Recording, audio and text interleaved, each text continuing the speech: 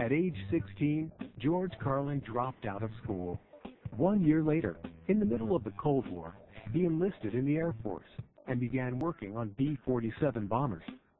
Trained as a mechanic on what they call K systems. The B-47 was the only atomic deterrent we had. There were no submarines yet. There were no silos.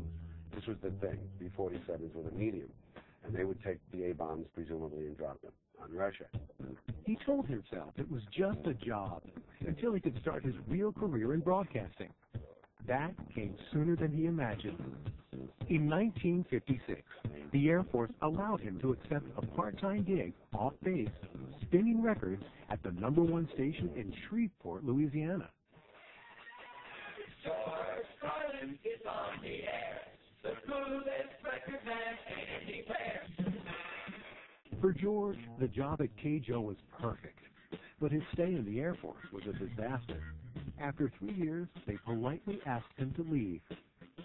His action is a result of the following: failing to repair for guard duty at Building 34 on the 14th of June, driving while intoxicated at 0030 hours, 17th of Feb, disrespect to air policemen, failure to obey a lawful order by an air policeman, and disobeying a direct order from an officer, June 24th. That was a good June I had. George got a radio job in Boston, but it didn't last. I got fired from there because I drove the mobile news unit to New York City over the weekend to buy some grass, and they couldn't find it during a prison break, and so I had to leave there. A year later, in 1959, he was a DJ in Fort Worth, Texas, when Jack Burns, an announcer friend from Boston, arrived. Jack Burns showed up and became the newsman there, and we began to put our comedy act together and quit radio.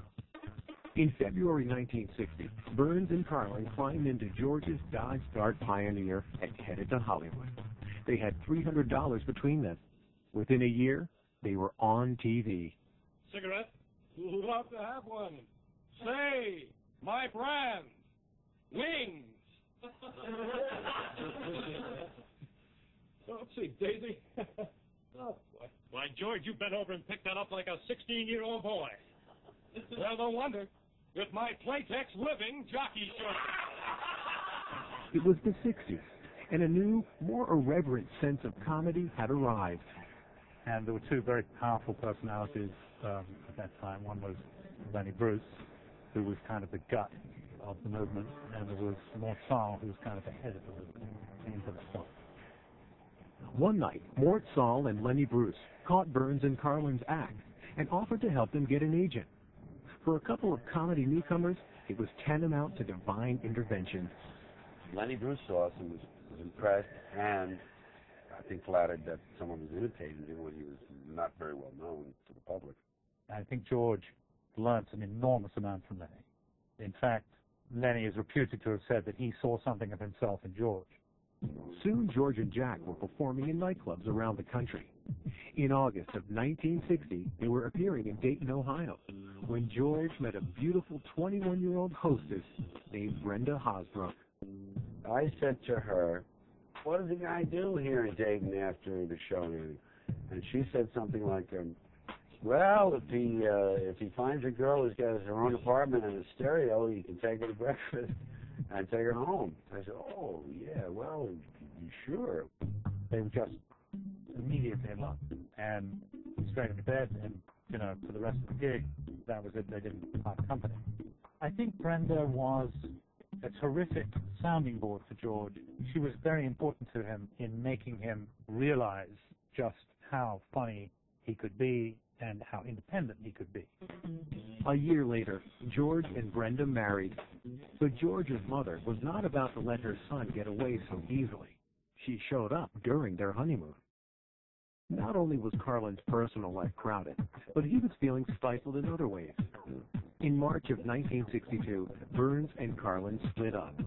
3 months later, George made his solo TV debut with an impression of President Kennedy. Thank you very much. On behalf of the Attorney General, the Joint Chiefs of Staff, the members of the Supreme Court, and the rest of my family. But the TV appearances did little for George's career, and he returned to the nightclub circuit. At 25, he was working as a comedian, though a struggling one, earning a meager $11,000 a year before expenses.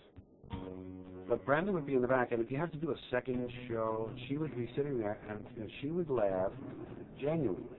She always seemed to find the original reason I thought it was funny when I would hear her. She sat through those tough second shows. For 2 years, he and Brenda lived out of his car, in between stays at her parents' home in Dayton and his mother's in New York. But then, to their surprise, Brenda became pregnant. Brenda had a tilted uterus, and she wasn't conceiving the first 2 years. But we got in a limbo contest at the Playboy Club one night. And apparently, the limbo contest straightened out her uterus. I mean, this is the only theory we have come up with. In June 1963, Brenda gave birth to a daughter they named Kelly. But George's life on the road was hardly ideal for raising a family. I guess I spent the first year of my life in the back of a Dodge Dart. And my dad was making about 8, 9, 10, 12 bucks a night. You know, sometimes with only 1 or 2 people in the audience. In 1964, George moved the family to New York, where TV agents might catch his act. He took a small apartment in his mother's building and hit the clubs and coffee houses of Greenwich Village. Some nights I got $5. Some nights I got $10. Some nights you got only a hamburger. So it was a tough 2 years, but I learned a lot. And eventually the Merv Griffin people came in. And I had this one polished piece. I had more than one, but I had one that was my A piece, the Indian Sergeant. A lot of you have been asking me about the promotion list. You'd like to make grade second class. Get another scar up on your arm. Well, I'm happy to say the results of your early tests have come through. You're doing beautiful. Burning settlers' homes, everybody passed. Imitating a coyote, everybody passed. Sneaking quietly through the woods, everybody passed, except limping on. The Indian Sergeant led to dozens of TV appearances. Suddenly, George was a mainstream success, making more money in a week than he used to make during a whole year. But George was not content to just be a comic. In 1966, he moved his family to Los Angeles to pursue an old ambition, acting. When I had these dreams about being like Danny Kaye, I kept them in my heart and mind as to what I wanted to do. I'll be a disc jockey, I'll be a comedian, and then they'll have to let me be an actor. That was the way I used to say it as a kid. They'll have to let me. I'm a good comedian. They have to let me be an actor. But by his own admission, George had a lot to learn about acting. By now, Jack Lemmon is my model. And I think I'm going to be a comic actor. And I just ran into a wall. See, I thought acting was my birthright. Oh, I can do that. I can do this. I can do that. What is it? You go out. Well, I couldn't do it.